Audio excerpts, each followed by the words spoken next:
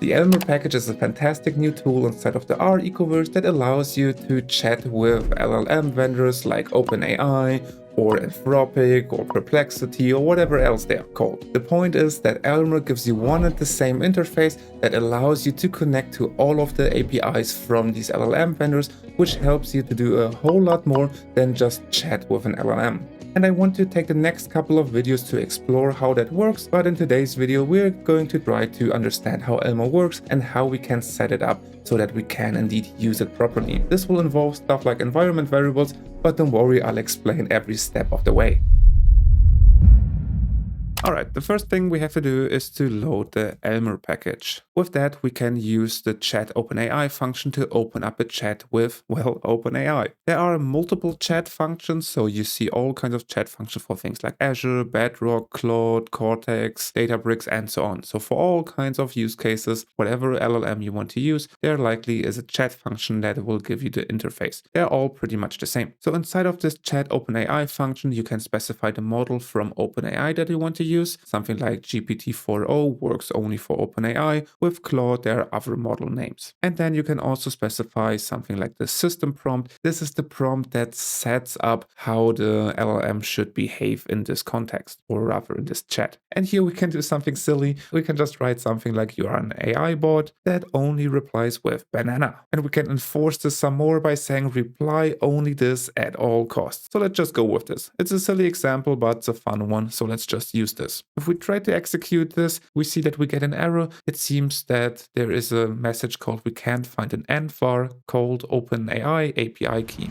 Alright, so here we've seen that we get an error message, and it has to do with so-called env variables, or also how they're called environment variables. In R, you have multiple ways to set up these environment variables, but I will just show you my favorite one. This is typically done in a file called .r profile. You don't necessarily have this in every RStudio project. For example, in my RStudio project here that's called YouTube videos, I do have this file. Currently it's empty, but only because I deleted all of the stuff that was previously in there and the file already existed. If you don't have that file, you can just create it using a plain text file and then writing .r profile. This R profile contains R code that will be run at the start of every R session. So we can write something like the sys.setEnv function here, and then we can specify an env key, an environment key that is called OpenAI API key. Pretty hard to say OpenAI API key, it's too much AI API. It's weird. In any case, we have to fill this with some text that contains an API key. Now you might be wondering, what the hell is an API key? So let me explain that. Really, an API key is just something that you use to authenticate with OpenAI. This key contains basically your credentials that allows OpenAI, whenever you make a request to their services using this chat OpenAI function, to determine who you are and who they can bill. I like money! You see, whenever you use prompts with ChatGPT, then you will incur costs depending on how many tokens you used. The simplest model you can think of here is that a token is nothing but a text chunk, and the longer your text you are using, like the stuff that you put into system prompts, or the more you chat with it, the more tokens you will use and the more costs you'll incur. But these costs are typically very small, so you can easily try things out without incurring any real costs. In any case, that's why you need to fill this OpenAI API key with, well, the API key. For that, you need to go onto the OpenAI platform, create an account, and there you can then generate a new secret key. You can give it a name. Let's just call it YouTube demo. I don't really have a project here, so just go with default project here, and then let's create a new secret key. Here you see parts of my API key, and I can now copy this and throw this in here. Really, what I'm doing now isn't particularly good. I'm showing you the API key, and as I've just told you, these are the credentials that identify yourself with OpenAI. So if someone gets this API key, they can basically run OpenAI using your bank account. So you want to make sure that these things are stored securely, and this is why you never want to have stuff like this inside of your R script or your R code. Rather, you want to have this in a separate file. This is why this is put into an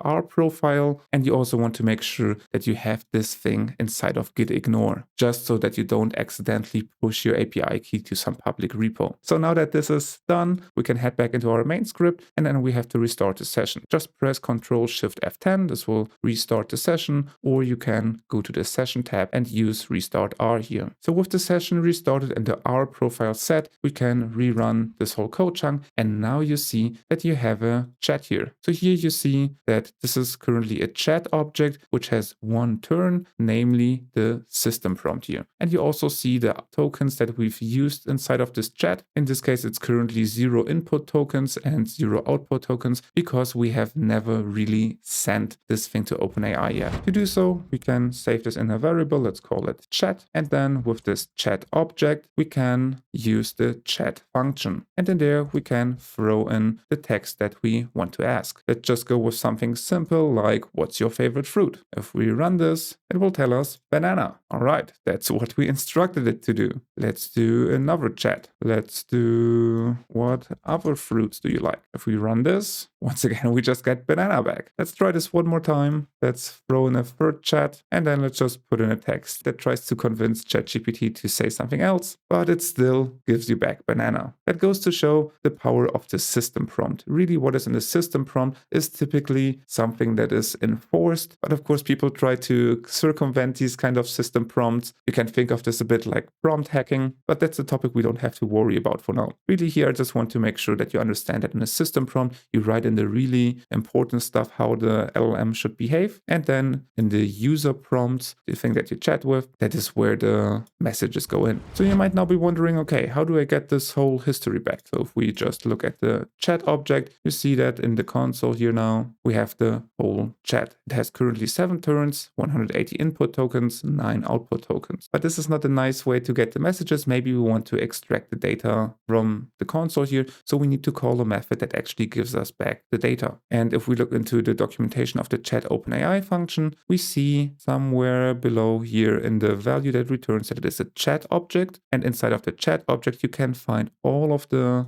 methods that this object can call. And here we see that there is a getTurns function. So we can use the getTurns function here. And now if we execute this, let me minimize this here, we see now that there's a whole lot of stuff in here. So here you see all the separate turn objects that are part of this chat. And you can see, let's scroll all the way up. It starts with our user turn. And the reason why it doesn't start with the system prompt is because if we look at the documentation again, we scroll to get turns, it says include system prompt is false. Let's just go with true. So now if we re-execute this, we see, if we scroll all the way up, it starts with the system prompt. So here we see our first turn, then it's a so-called user turn, and then we see that there is an assistant turn. This is the reply from ChatGPT, and there you see a whole lot more stuff. You see, for example, the contents. This is another list in which a content text object is stored that has a text that says banana. The structure is a bit complicated at first, but once you understand the mechanics, you can figure things out. Also, you have a JSON field that tells you the technical stuff that ellmer handled for you. And also there's the tokens and text attribute that gives you the text as well as the tokens that were used for each chat. So if we scroll all the way down, you see here that as our chat message gets longer, the input tokens increase, because whenever you try to chat with ChatGPT, you will throw the whole chat history to it, and then ChatGPT will try to give a response to this whole chat history. To prove that to you, let's do another silly thing. We have put in a system prompt here that tells the AI to only reply with banana. But what if we were to modify the chat history so that that initial system prompt isn't actually that? Let's try to see what happens. So let's create a new turn. We can do so with the turn function. And in there, as a role, we use system. And then for the contents, we need to throw in a list, just like we have seen here. Contents is a list of 1. And in there, we need to stick in something that is a content text. And you might be wondering, well, how does this work? Well, ellmer has a function that is called content, and there are specific ones like content image or content text. So let's just go with content text here. And in there, we can throw in a new system prompt that we want to use, something like you are a helpful AI assistant that hates bananas. We're kind of trying to rewrite our chat history here. So if we execute this now, you see that we have another turn object, and we can save this in a new variable. Let's call it new system prompt, or rather we should probably call it new system turn. So what we can do now is to get the turns excluding the system prompt and put our new system turn in front of that. So let's create a new list that should put in a new system turn followed by chat get turns function here. And here we're using the default of false, so we don't need to throw anything in here. And now if we take a look at this, we see now